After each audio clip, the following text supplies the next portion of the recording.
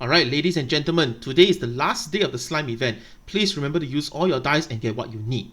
Now, overall, as a free-to-play player, I spent 1.8 million crystals on 11 cards and a slime pet altogether. I've gotten a complete set of 8 cards plus 1 extra Diablo, 1 extra Shuna, 1 extra Benimaru. So roughly around 170k-ish per card. As compared to the 500k Marine Spheres and the 500k Marduks 1 month ago, I'm extremely happy with the rewards. Now, I know some of you are pretty tilted because of the fact that you already invested in those cards beforehand.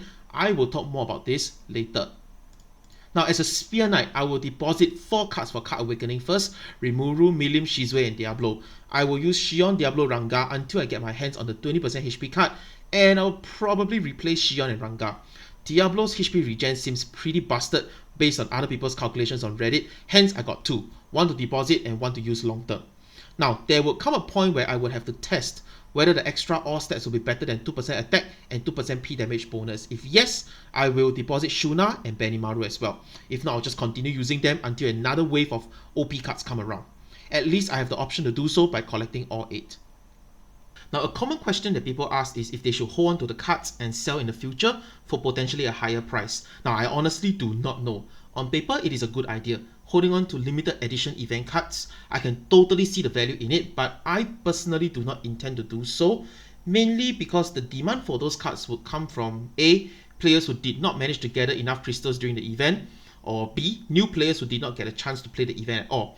Now, new players wouldn't and shouldn't be joining my server, hence that's one chunk of demand gone, and I'm pretty sure there are already plenty of people hoarding the cards already, and that amount should be enough to curb the remaining demand. I prefer not to lock my crystals in assets at the moment. Holding on to crystals is my utmost priority because of the falling prices. Which leads me to my thoughts on the event. Overall, I'm extremely thankful for this event. Basically, it settled a lot of my card slots for the time being at a very cheap rate. So thank you so much, Kamsia Hamida. Oh, and also I've never watched the anime before until this event came along. I would say the anime is pretty nice. The premise and storyline is pretty cool, so thank you so much for the game for introducing this anime to me. Link is in the description if you want to watch it. Alright, rant incoming. If you're someone that likes positive vibes, you should probably close the video now. If you enjoy a middle-aged uncle ranting in a children's game, proceed with caution. So overall, I feel that this event was extremely draggy, not because of the duration of the event. I understand that the longer the duration, the more stable and lower the prices will be. That's fine. If this is a 1-week event, free-to-play players cannot even smell the Shunas and the Shizues already. Now, the draggy part I'm talking about is the bot quest and the Shion Underworld trial. Personally, I think it would be fine if it was just the Shion trials for all the free dice. Having to do both is unnecessary and unfun. Between COC and guild orders and the dailies, half the time I'm watching my character run here, run there. Now, you just want a Zenny sync, right? Just take my Zenny and go. Don't make me run here, run there and waste time. Developers, do you think this is fun? Are you proud of the exciting gameplay you see on the screen? Now, this is targeted at the middle management team leads who approve the structure, not the developers on the ground. I know you have no say. Send this to your middle management. Hey, team lead, if I like to run here, run there, I can just join the army. Our army very famous for making people run and touch the tree and come back. Now, I'm trying to play a game. Games are supposed to be fun. Does this look fun to you at all? Now, some of you may say, hey, you just free to play, you just shut up lah. I understand, I'm just a worthless, non-contributing leech. But I'm pretty sure even goldfish, dolphin, whales and krakens are running here, running there like headless chickens. Can you imagine the audacity of making your biggest whales with plus 12 golden gear running around doing unfun, boring quests? Are you literally trying to sabotage your own game? What's the design philosophy here? To bore people into spending?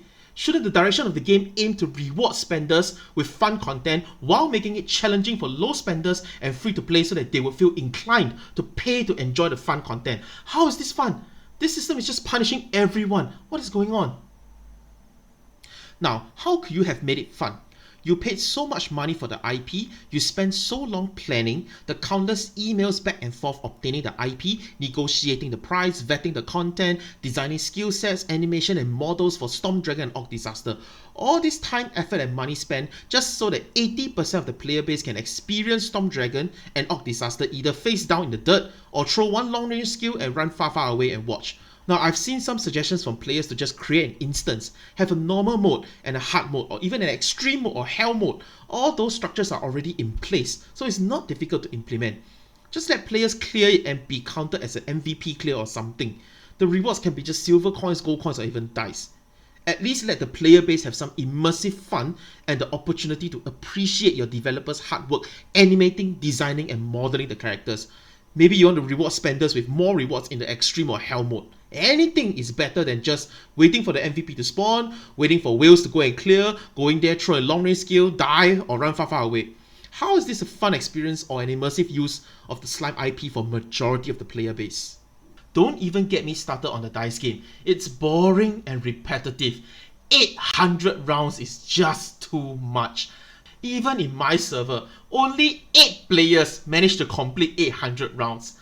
Oh, I don't know, man. Is this your target demographic? Is this the outcome that you thought it would happen?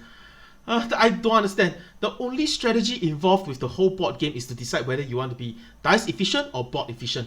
The transformation tiles don't even make sense. What's the point of stepping on a transformation tile when it still consumes double or triple the dice? Should it be a buff or a reward where I can choose to double or triple the effect of my dice with just one dice consumed? Of the 150 rounds that I played, I've always disabled the double triple dice function if I step on them. Shouldn't this be a strategic option where if the board state is trash, I have the option to purposely step on the transformation tile so that I can get to a new board state quickly without consuming extra dice? That's what a buff should feel like, right? Right now it just seems really useless and badly thought out in my opinion. Lastly, although I'm thankful for the cards, I do fear that it sets a dangerous precedence on future events where the game can simply introduce better, stronger, cheaper cards that easily replaces the cards from the base game. Now I know this is a touchy subject because I myself benefited largely from those better, stronger, cheaper cards, while some players who already got their cards before the event feels cheated in a sense, right? Yeah, I know you can deposit blah blah blah, but you get the point.